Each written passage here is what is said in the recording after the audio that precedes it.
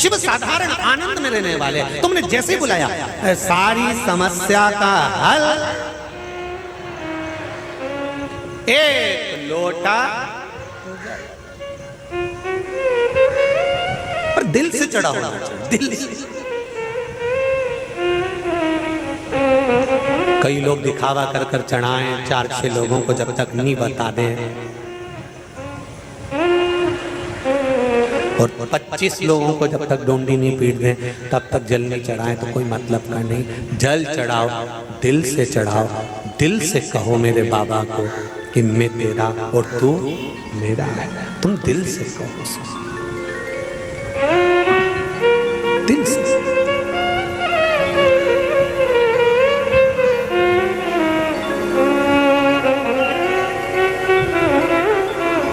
अरे महाराज, जब हृदय से कहोगे, दिल से कहोगे, भाव से कहोगे तो वो सुनता जरूर है। शिव महापुराण की कथा कर रही है, अपनी बुद्धि को, अपने चित्त को, अपने व्यवहार को भगवान शंकर में जोड़ने का प्रयास करो। बुद्धि भटकेगी जरूर, चित्त गलत जगह पर जाएगा जरूर, ये चित्त गलत मार्ग पर भी जाएगा, ये बुद्धि गलत मार्ग पर भी जाएगी, पर इसको खींच कर सही मार्ग पर लेकर आओ। ध्यान दीजिएगा, हमारे संपूर्ण जीवन में हम जीवन जीते हैं जैसे एक नारी, एक स्त्री, एक महिला जैसे रजस्वला धर्म में होती है, नारी का रजा धर्म होता है। रजो धर्म में नारी पूजन की वस्तु को नहीं छींची है। 7 दिन तक नारी पूजन का काम नहीं करती है। 7 दिन तक नारी रजो धर्म के समय पर एकांत में जाकर बैठती है, अलग बैठती है, किसी सामान को नहीं छूती, मौन होकर अपने कार्य में लगी रहती है। उसी तरह जैसे नारी का रजो धर्म आता है, स्त्री का रजस्वला धर्म आता है, उसी तरह हमारी बुद्धि का भी रजो धर्म आता है। हर 2 महीने में, 3 महीने में हमारी बुद्धि भी 7 दिन के लिए बेकार हो जाती है। फिर लोग कहते हैं विनाश काले विपरीत बुद्धि। ये क्यों हो जाती है? समझ लो कि हमारी बुद्धि सही मार्ग पर नहीं चल रही, गलत जगह पर जा रही है, गलत लोगों में बैठ रही है, गलत जगह पर पहुंच रही है, गलत बातें कर रही है, दुनिया के लोगों के लिए गलत विचार ला रही है। ये बुद्धि जब गलत सोचने लगे, गलत मार्ग पर चलने लगे, गलत विचार आने लगे, समझ लेना कि बुद्धि का रजस्वला धर्म आ गया। तो क्या करना है तुमको?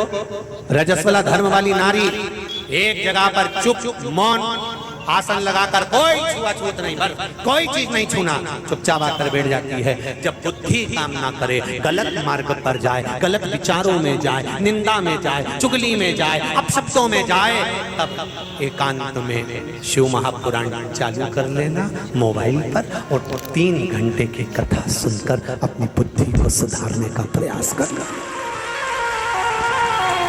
बुद्धि सुध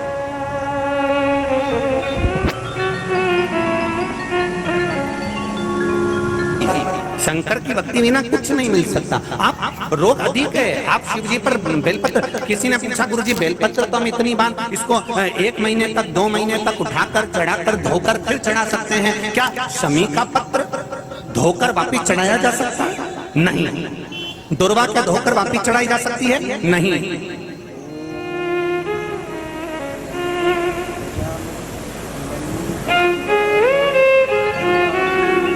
शमी का पत्र धोकर वापिस नहीं चढ़ाया जा सकता। फिर धो लोगे फिर चढ़ा दोगे, ये नहीं हो सकता। दुर्वा वापिस धोकर वापिस नहीं चढ़ाई जा सकती। चावल का दाना उठाकर धोकर वापिस नहीं चढ़ाया जा सकता। धतूरा धोकर वापिस नहीं चढ़ाया जा सकता। केवल एक बेलपत्र ऐसी है, केवल एक बेल का पत्ता ऐसा है जिसमें ब्रह्मा, विष्णु, महेश और 64 योगनियां और 33 कोटि देवता, आपको पहले भी कहा, यहां से यहां तक 64 योगनियां, यहां से यहां तक 33 कोटि देवता इस बेलपत्र के अंदर विराजमान है। इसलिए इसको आप बार बार धोकर चढ़ाओगे तो भी वो स्वीकार कर लेगा, पर बाकी की चीजों को नहीं। बाकी की चीजों को तुम सोचो कि शमी पत्ते को धो लें, शमी पत्र को धो लें और वापिस चढ़ा दें? नहीं। दुर्वा को धो लें और वापिस चढ़ा दें? नहीं। चावल के दाने को वापिस धो लें, चढ़ा दें? नहीं। धतूरे को वापिस धोकर चढ़ा दें? नहीं। केवल एक बेलपत्र ऐसा है जिसको धोया जाए, चढ़ाया जाए। शिव जी पर अगर धो भी नहीं पाओ तो केवल उठाया और भगवान का पंचाक्षर मंत्र बोला, नमः शिवाय बोला, तो ही चढ़ा दिया, तो ही स्वीकार कर दिया। नहीं धोया मत, तो भी स्वीकार, तो भी वो स्वीकार कर दिया। और उसकी स्वीकृति हो जाती है। जब उसके आनंद सुख को, उसके आनंद भाव को वो स्वीकार कर लेता है, स्वीकार धारण कर लेता है, केवल उसका समर्पण मूल होना चाहिए। केवल किसी ने पूछा गुरुजी ये सब कर्म के अनुसार होता है? हाँ, तो कर्म कटेगा कैसे, हमारा दुख मिटेगा कैसे? व्यर्थ के चक्कर में पड़ोगे, कहीं के बाबा जोगी के चक्कर में पड़ोगे और बेल भभूति के चक्कर में पड़ोगे तो तुम्हारा कर्म कभी कटने वाला नहीं है। कर्म केवल एक ही तरह से कटेगा, तेरे मंदिर में आना मेरा काम है और मेरी बिगड़ी मनाना तेरा। केवल एक कार्य। कोई तुमसे कह दे कि यहाँ ऐसे ऐसे महाराज हैं जो तुरंत हंडा निकाल के दे दे सोने का, तो एक आध हमको भी दिलवा दो जी। कुबेरेश्वर धाम जल्दी बन जाएगा, काय को बेचारा आशीष गला फाड़ेगा, काय को चिल्लाएगा बार-बार। ऐसा कहीं का मिल रहा हो कि बस उसने फुड़की घुमाई और हंडा निकल के बाहर आ गया, तो हमको भी मिलवा दो। ऐसा कहीं का हो कि वो हंडा निकाल के दे दे महाराज, तो बहुत मुश्किल है दादा। ये कर्म जो भाग्य पर लिखा हुआ है, जो दुख तुम्हारी किस्मत में लिखा हुआ है, कोई नहीं काट सकता। अगर काटेगा तुम्हारे कर्म के लेख को अगर कोई मिटा सकता है तो वो काल अधिपति महाकाल मेरा विश्वनाथ मिटा सकता है, बाकी का कोई। दुनिया के चक्कर में मत पड़ना कि वो वहां मिल जाएगा, ऐसा हो जाएगा, वैसा कुछ नहीं होगा। बस सारी समस्या का हल और एक लोटा जल का महत्व समझना कि भगवान के दरवाजे पर जाना। जो बच्चा स्कूल में, क्लास में, स्कूल तो सभी जाते हैं पर क्लास में मौजूद होना जरूरी है। क्लास में जाएगा तो हाजिरी भराएगी, हाजिरी भराएगी तो उसका 10% रिजल्ट में जोड़ा जाएगा, रिजल्ट में जुड़ेगा परसेंटेज बढ़ जाएगा। उसी तरह ऐसा नहीं है कि तुम मंदिर तक गए या मंदिर के बाहर तक गए, नहीं, अंदर जाओ, भले लोटा भर के पानी नहीं हो तो क्या हुआ, बाबा से मिलकर पूछ कर तो जाओ कैसे हो बाबा, आनंद तो है। ये मस्ती, ये आनंद है, सुख आनंद भक्ति है।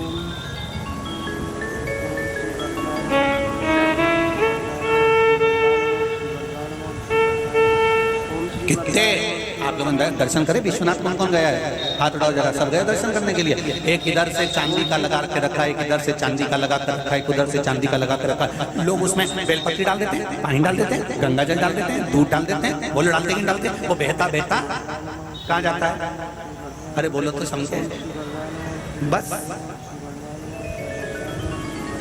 उसका ढाल सही है, ढाल सही है तो बेलपत्री, फूल, माला सब वहीं जा रही है। और अगर उसको उठा के यूं कर दिया जाए तो जाएगी शिव जी के पास? नहीं। जिसका जन्म के समय पर ढाल सही है वही शिव महापुराण तक जा रहा है। जिसका ढाल गड़बड़ है वो मदिरा की दुकान तक जा रहा है। किसी किसी का ढाल गड़बड़ हो गया, तुम्हारे घर में भी देखना, अगर 5 लोग 6 लोग 7 लोग रह रहे हैं, 2-4 का ढाल सही है तो वो सही जगह जाएगा। एक आध का ढाल गड़बड़ हो गया तो वो मदिरा की दुकान पे मिलेगा। उसको देखना, उसको कितना ही समझा कि क्यों रे, अपने यहाँ तो ऐसा गंदा काम कोई नहीं करे, तो काय को जाए मैं मदिरा की दुकान पे? तो वो कह देगा समझ में नहीं आया, मैं तो बार बार सोचूं, मैंने तो गंगा जी की सुगंध तक खाली कि नहीं जाऊंगा मदिरा की दुकान पे, पर समझ में नहीं आया कि मैं कैसे पहुंच जाऊं। तो समझ जाओ छत का ढाल गड़बड़ हो गया, पानी सही जगह नहीं जा रहा, मतलब ढाल सही नहीं पड़ा।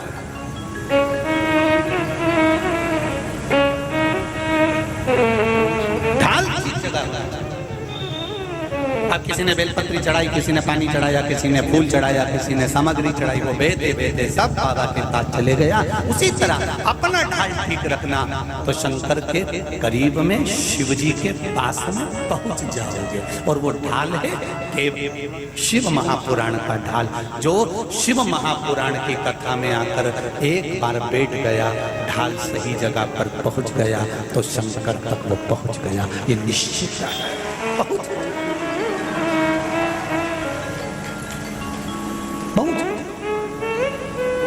आग लगे बस्ती में और अपन रहो मस्ती में, क्या किसको रोइए, तान के सो क्या गाना। सती मैया का केवल अहंकार गिराना था, इसलिए श्रोता बन गए, कथा सुनने के लिए गए। कथा सुनने जाते हैं तो बहुत सी चीजें हमारे जीवन में आती है, हमारा अहंकार चले जाता है, हमारा लोभ चले जाता है, हमारा काम चले जाता है, हमारी वासना चली जाती है, हमारी तृष्णा चली जाती है। कई लोग कहते हैं गुरुजी इतने सारे लोग आते हैं, क्या सभी को कथा अंदर प्रवेश कर जाती है? हम कहते भले प्रवेश नहीं करे, नल के नीचे जितनी देर तक सीधा खड़ा रहेगा तो भरा जाएगा, उल्टा रखा रहेगा तो ठंडा तो रहेगा। जितनी देर कथा में बैठा उतनी देर मोबाइल तो नहीं चलाएगा, जितनी देर कथा में बैठा उतनी देर झूठ तो नहीं बोलेगा, जितनी देर कथा में बैठा उतनी देर झगड़ा तो नहीं करेगा, जितनी देर कथा में बैठा है उतनी देर तक कोई गलत काम तो नहीं करेगा। जितनी देर कथा में बैठा है 3 घंटा कम से कम किसी से झगड़ा नहीं करेगा, झूठ नहीं बोलेगा, प्रपंच नहीं करेगा, बेईमानी नहीं करेगा, गलत नहीं बोलेगा। 3-4 घंटा तो इसका अच्छा निकलेगा। नल के नीचे उल्टा घड़ा रखा है, ठंडा तो रहेगा, नल के नीचे धरे रहना, बैठो कथा। फिर भीड़ इकट्ठी करने से कौन सा मतलब है? अरे उनके आने से थोड़ी शरणागति का भाव तो जागेगा, भाव तो प्रकट होगा।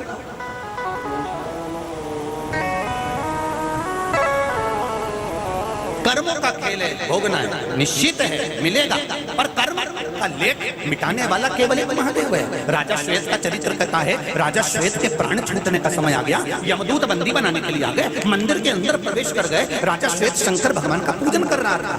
इतने देर में तो शंकर भगवान ने तुरंत अपने पुत्र को भेज दिया, जाओ कार्तिकेय देखो यमराज क्यों आया है, यम के दूत क्यों आए। उन्होंने राजा श्वेत को ले जाने नहीं दिया, यमदूतों को भगा दिया। यमदूतों ने जाकर यमराज से कह दिया कि वहां पर कार्तिक बैठा है, हमें लाने नहीं दे रहा। यमराज पहुंच गए, यमराज को क्रोध आ गया कि मैं चलता हूँ। इतनी देर में यमराज जाने लगे तो मना कर दिया, आप क्यों जाते हो, मैं जाता हूँ। आगे देखा चित्रगुप्त गए, उनको भगा दिया। यमराज गए, क्रोध आ गया, शंकर भगवान को त्रिशूल उठाकर यमराज को निपटा दिया, यमराज मर गए। यमराज की पुत्री मृत्यु देवी को क्रोध आ गया। मृत्यु देवी ने देखा कि पिता चले गए, मृत्यु देवी टूटमान हो गई। जैसे ही मृत्यु देवी टूटमान हुई तो शंकर भगवान ने मृत्यु को भी मार दिया। उसका नाम मृत्युंजय, जो मृत्यु को भी मार देता है, यमराज को भी मार देता है। सूर्य नारायण भगवान आ गए, रोने लगे, मेरा बेटा, मेरा पुत्र यमराज मर गया, मेरी बेटी, मेरी पोती, मेरी नातन चली गई, ये क्यों? मेरे बेटे ने क्या गलत किया था? देवताओं का ही तो काम किया था, जिसका अंतिम समय आएगा तो यमराज को उठाकर ले जाएगा। इसमें गलत क्या था, क्या गलत किया? शंकर भगवान से पूछा भगवान विष्णु ने, आपने क्यों इसको मार दिया? शंकर भगवान ने कहा, मेरे मंदिर में लेने कैसे आ गया, पहले तो पूछ। किसी के घर में से फ्रीज उठा के ले जाना है, पहले घर वालों से पूछो कि हम फ्रीज ले जाए। बोलो रीजी जी, तुम्हारे घर में कोई अंदर घुस जाए और तुम्हारी अलमारी उठा के ले जाए तो तुम क्या करोगे? बोलो बोलो जरा, बिना पूछे। अगर कोई आया और तुम्हारी अलमारी उठा के ले गया, तुम उसको छोड़ोगे? खूब लड़ी मर्दानी वो तो तुम छोड़ोगे उसको? पहले ही जाओगी और मिर्ची का डब्बा ढूंढोगी, रुक जाती है।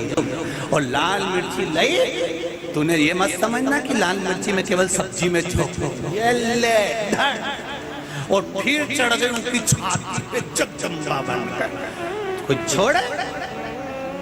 जब तुम्हारे घर का कोई सामान बिना पूछे उठा कर ले जाए तो तुम्हें इतना गुस्सा आता है।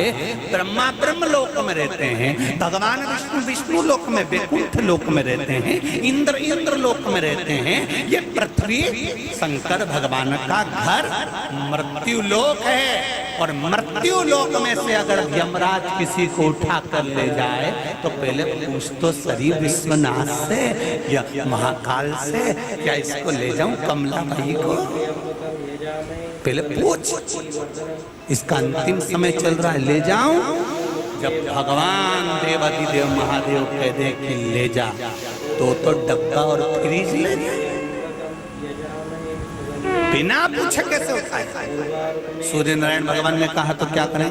भगवान विष्णु ने कहा, भोलेनाथ आप बताओ क्या चाहते हो? शंकर भगवान ने कहा, मृत्यु लोक में अगर यमराज किसी को लेने आएगा, यमदूत किसी को लेने आएंगे, और अगर वो शंकर का गुणगान कर रहा होगा तो यमराज से कह दो छूने की भी जरूरत नहीं है, बाहर। इस इसका प्रमाण ये पत्र में है, देखिए।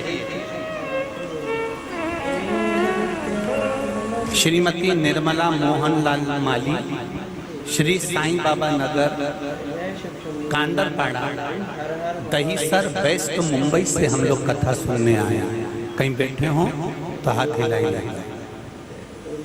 कहीं बैठे हो तो हाथ हिलाइए। अच्छा आप ही हैं क्या? ठीक है, पीछे आखिरी में दोनों हाथ हिलाइए एक बार। श्री शिवाय नमस्तुभ्यम। दिग्गज हो, लास्ट में। मैं बाबा का क्या बखान करूं, बाबा की कृपा का वर्णन करना चाहती हूं। 26 साल का मेरा बेटा सही सलामत रख दिया बाबा ने। मंदसौर की कथा, मंदोदरी शिव महापुराण की कथा हम टीवी पर सुने। 10 अक्टूबर को आपने कहा था कि बाबा की कथा काशी में, वाराणसी में होने जा रही है, तो मेरे बेटे ने टिकट करवा दिया और हम 6 तारीख को रात घर से निकल गए। 12:10 की रात की ट्रेन पकड़कर वाराणसी 8/10/2022 को 8 तारीख को भोर में 4:30 पर आ गए। उसी रात को 9:30 को मेरे बेटे सूरजमाली का एक्सीडेंट हो गया है। संगमनेर प्रदर्शनी में एग्जीबिशन के लिए गया था और लौटते समय उसकी बस का खतरनाक एक्सीडेंट हो गया। पूरी बस